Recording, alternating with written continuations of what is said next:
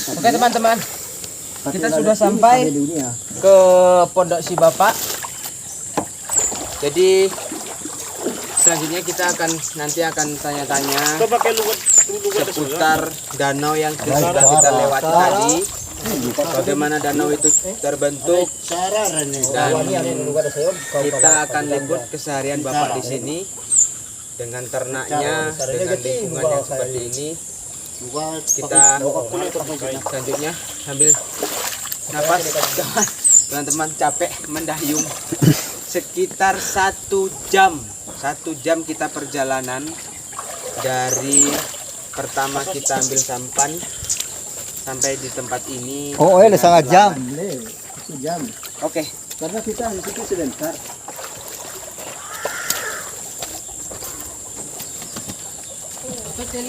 Diambil. Jadi teman-teman, tadi kita sudah jalan, kita mendayung sampan. Tadi kita sudah ke makam, kemudian kita selanjutnya mengunjungi danau yang ada di tepatnya di PP lah Pak, kita bilang ya, di PP, atau kalau dulu kampung Saumano. Nama kampung dulu Saumano. Nama kampungnya Saumano. Jadi kita mau gali sama Bapak ke apa yang ada di sana, kemudian yang kata mitosnya atau kata orang ada buayanya itu memang benar. Ada buaya. Ada buayanya buaya air tawar. Oh, kalau boleh Pak ceritakanlah bagaimana bisa terbentuknya danau itu, kok bisa sebesar itu? Karena kan beberapa versi orang cerita yang saya pernah dengar katanya danau itu dulunya nggak sebesar itu. Kemudian kok bisa jadi sebesar itu dan ada buaya di situ gitu. Biar Bapak lah yang cerita, biar kita semua tahu bahwasanya kebenarannya itu nggak cerita hanya dari si anu, si ini, dan kita langsung tahu dari Bapak sendiri gitu. Proses terjadinya. Itu aku gagat, aku betaw. Taleo. Pakai bahasa Mentawai separuh, pakai bahasa Indonesia separuh nggak apa-apa. Iya. Ya, terima kasih atas pertanyaannya, penjelasannya mengenai adanya danau. Yang ceritanya dulu ada orang tua, nenek moyang kita, dia tidak punya anak, udah tua.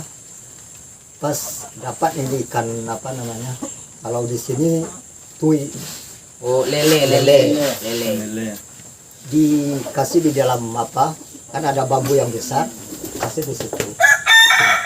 Satu pasangnya itu ikan lele dengan kalau di apa? Kalau bahasa di sini kelomot. Tapi kalau bahasa nasionalnya ikan paus. Anaknya masih ya, kecilnya. Yang kecil-kecil yang masih kecil dipelihara. Karena yang orang tua dulu atau nenek moyang kita itu dia ingin memelihara semua binatang-binatang. Karena dia tidak punya keturunan.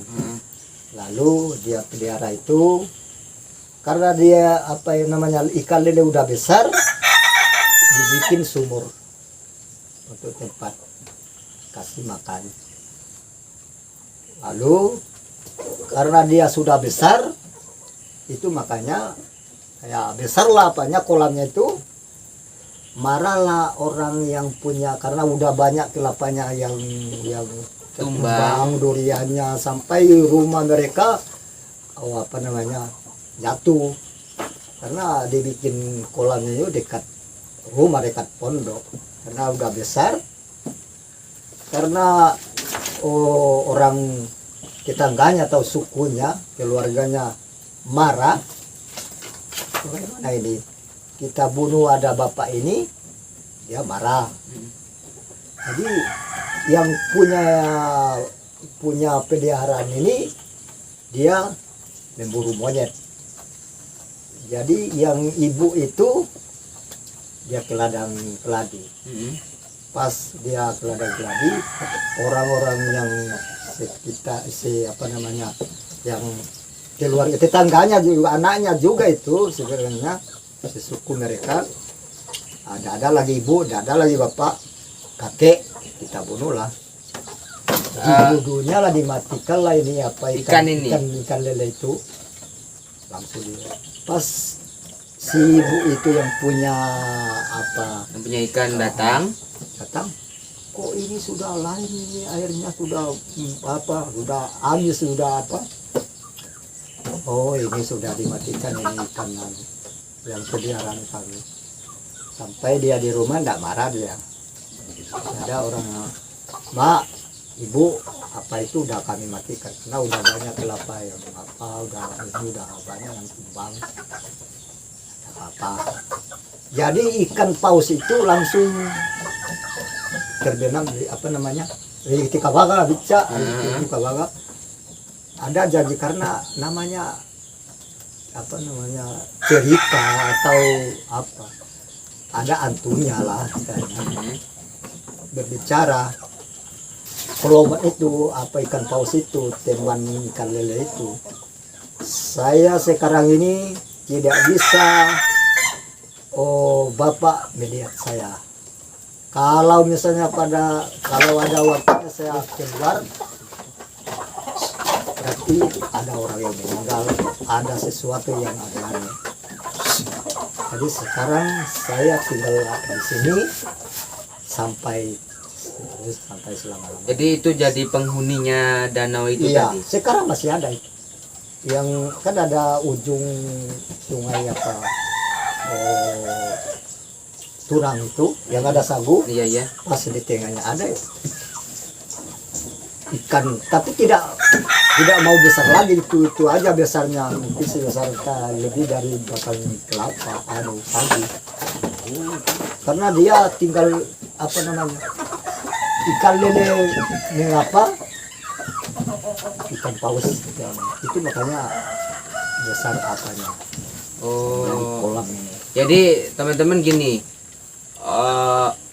maksudnya itu ikan lele tadi kan kita bisa tahu nih habitat ikan lele itu. Kalau kita pelihara ikan lele di tanah, misalnya lubang segini, ikan lele itu kan akan menggerogoti tanah. Jadi ya. itu terjadi kayak abrasi, kemudian makanya semakin besar, apalagi beranak pinak sudah banyak dan jadilah sebesar itu. Itu asal mula danau, atau bisa dikatakan orang Mentai bilang Bat Simarue. Terus kalau yang katanya ceritanya ada buaya, Ya buaya karena adanya kolam ini masuklah buaya dari laut, dari sebenarnya tidak ada dari dulu, tidak ada.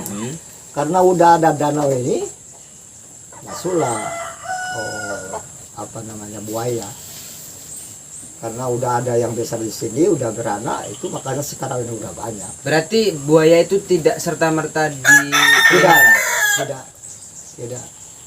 Tapi yang dipelihara hanya ikan lele dengan ikan paus itu ceritanya. Kalau Bapak atau pernah dengar atau kejadian bahwasannya ada nggak sih orang yang datang untuk memburu buaya ini? Ada, memang ada. Dulu ada. Untuk kan misalnya yang sering datang dulu orang Sikuret itu, orang Taleleu, orang Rongdok ada. Untuk karena buru, iya buru ini. untuk dijual belikan. Udah karena dulu cerita saya orang Taleleu, orang siapa, pas mereka keluarga mereka menantu mereka mencari udang malam-malam, tertangkaplah orang itu. Lalu karena orang ya suku Sawulu itu udah marah, dicarinya, bawa pancing, bawa babi, matikan babi yang kecil, kasih ya kan ada apanya. Oh, diperangkap Iya, lah diperangkap gitu. lah. Udah pernah itu 2 kali orang Sawulu, 2 kali. Dengan orang Muara Siberut ada juga, tapi kalau orang Siberut untuk dijual kulitnya, tidak ada persoalan sama mereka, sama ikan hanya ingin carinya itu untuk dijual kulitnya. Oke. Tapi kalau orang orang Sawulu dengan orang Saigi dari apa yang Sari, kalau bahasa di sini lumudra, ganti saudaranya lah. Iya.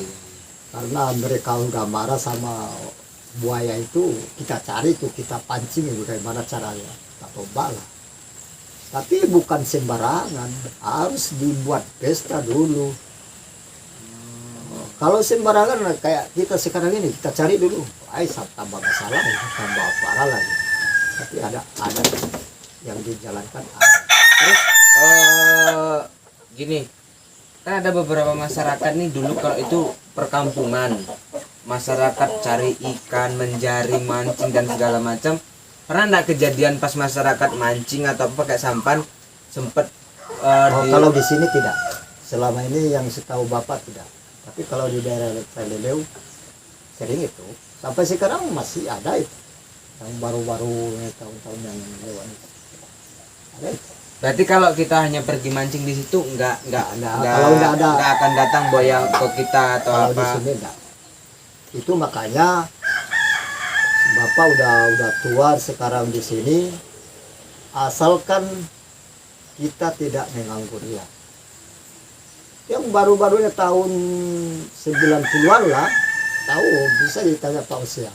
Nggak pernah dia buat jerat, dibikin dinding, kan ada apa sagu itu, ada anak babi yang mati, babi mereka mati. Umpan. Kasih di dinding itu, kasih kawat sling. Itu main-mainan itulah percobaan. Karena dia di Pak Usia dipikirkan, saya buat ini supaya dijerat ini ya buaya. Buat. Pas dia lalu sore pergilah apa ya buaya itu mengambil babi itu, jerat, lepas.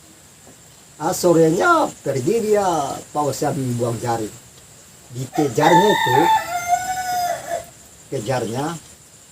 Kalau betul-betul untuk apa namanya pas hari ini dihabiskan apanya nyawanya itu udah.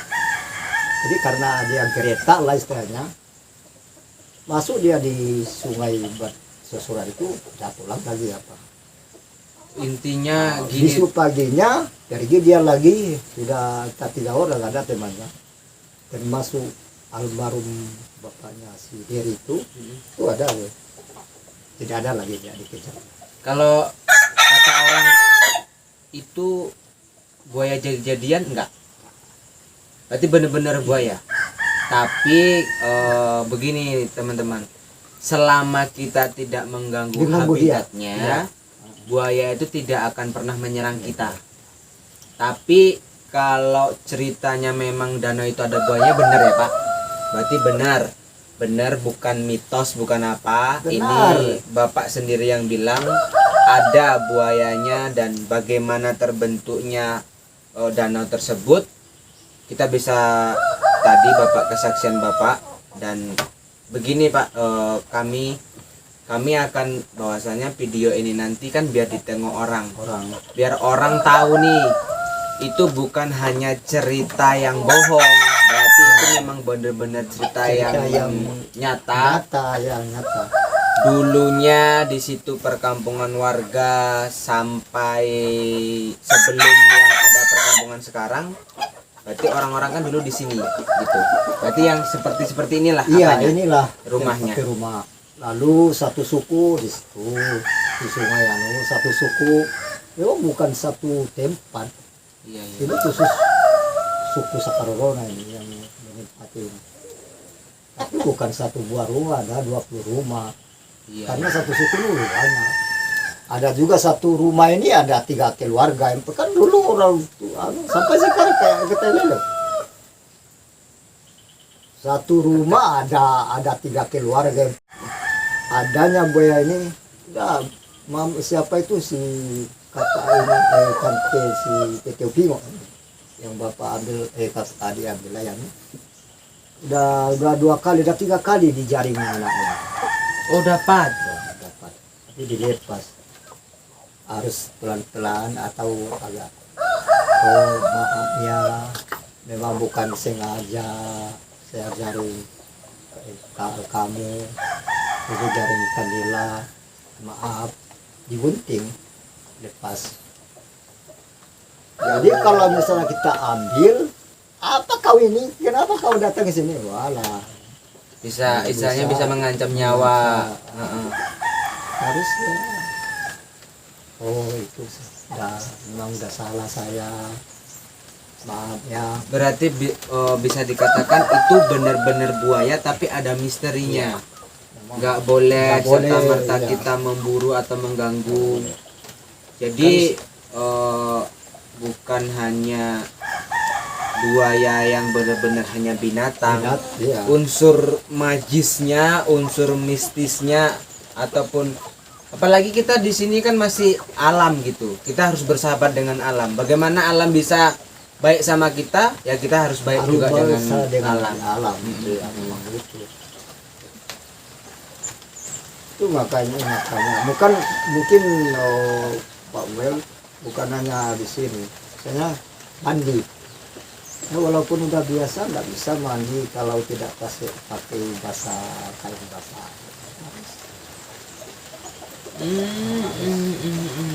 Itu makanya sering terjadi kata lele, karena mereka sudah biasa, udah dianggap nggak ada lagi, tidak alam lagi, tidak apa lagi, tidak ada lagi penghuni apa. Datang si kira, oh bapak mandi tidak pakai kain basahan, atau ibu mandi tidak pakai ini, di sini harus pakai ini. Walaupun apa, ya, walaupun robek ya kain namanya ada pakaian. Kesimpulannya guys, keberadaan buaya tersebut benar adanya. Seberapa banyak pun mitos yang beredar, ketika kita tidak mengganggu habitat alam, maka alam tersebut tetap akan bersahabat dengan kita.